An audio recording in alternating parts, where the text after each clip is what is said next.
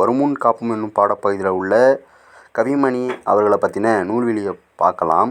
கவிமணி என போற்றப்படும் தேசிக விநாயகனார் குமரி மாவட்டம் தேரூரில் பிறந்தவர். 36 ஆண்டுகள் ஆசிரியராக பணியாற்றியவர்.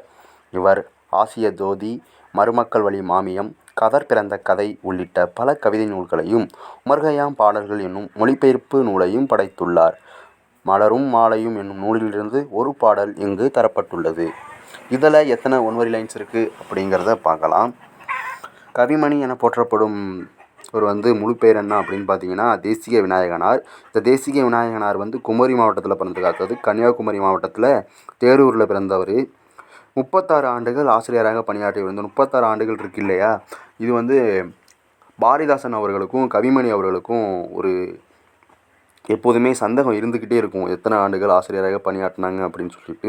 கவிமணி அவர்கள் 36 ஆண்டுகள், நல்லா பார்த்துக்கணும்.